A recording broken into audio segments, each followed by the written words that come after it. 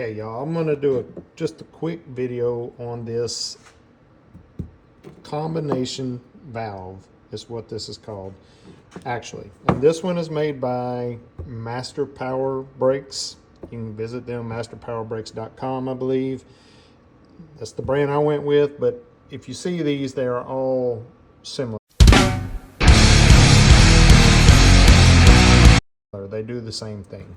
And just to go through, which you can watch their video and it's very good, and I'll probably steal some clips from it for this video just to have some diagrams to show you. But mine that I have is for a disc front drum back system, right? So disc drum system. They do make these for disc. So this is the front for the front brakes inlet. That's the rear brake inlet. This right here is for your electrical switch, which I'll explain that in a minute. And this that I had in there is a test plug. Keeps the, you can see down in there, the brass, there is a valve inside there that slides back and forth if you lose pressure on one side. This is for when you're testing, which I'll go ahead and put it back in.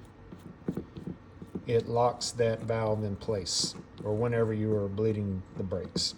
So essentially there's a couple of different things this does. On the front, it has a preset kind of a spring pressure relief in here that allows pressure to be applied to the rear brakes, the drum brakes first, I guess because they react a little slower than the front disc brakes.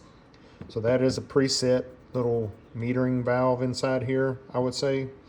And then in the back, there is actually what they call the proportioning valve, although you cannot proportion it. It is preset, and it only activates whenever you have a hard brake, like slam on your brakes. It doesn't reduce any pressure going to your rear drum brakes unless you're in like an emergency braking situation. And it relieves pressure, and it is supposed to keep your rear brakes from locking up. So there is no proportioning adjustment on these types of valves. Okay. Now, what the safety feature is in these is there is a brass rod inside here. It's got O-rings on either side. It's got a little divot in the middle, a little thinner in the middle, I guess I should say. And if you lose pressure to one side or the other, it shifts, blocks off that side so that you don't continue to lose fluid. And once it shifts, it is shifted and it is not going back. So if it does shift on you, if you lose pressure or you do it while you're bleeding your brakes, you have to pretty much get this out. And what I did before was, I believe, pulled it off of this end and had to unscrew it and push the rod to get it back centered. Now, what that does is, so you have a dual bowl master cylinder, and I was kind of like, well, you got dual bowls, what do you really need this for?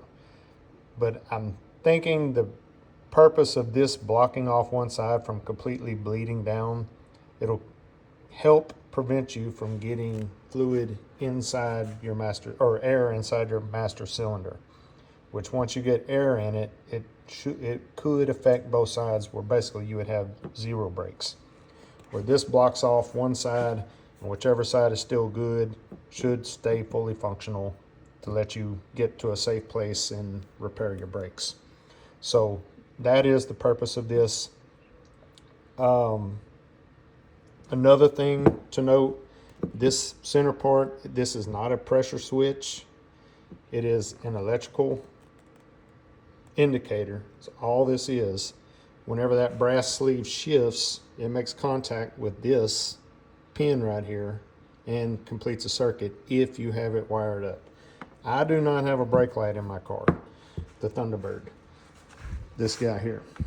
So this, unless I ran a separate light bulb indicator or kind of robbed some other light indicator in my car, maybe like a headlight switch or something like that, this really does me no good, other than, I am going to put it back in there. But yeah, it's kind of a pointless thing for me right now. But if you do have some kind of brake indicator, you could wire it to this. You would need a hot wire going to your light bulb, and then a wire coming back from your light bulb to here. And they do have an attachment that comes with it. It's got a little pigtail, probably 10 inches long wire. You could put a bullet connector on it, hook it up, and then if this thing makes contact, then it basically completes a ground to the body of your car through this right here. So that is how that works.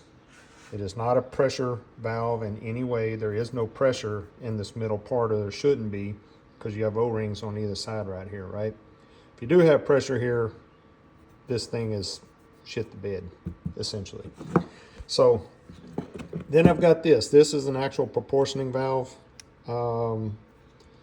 And I think I am going to go ahead and install it, and I'm just going to leave it wide open.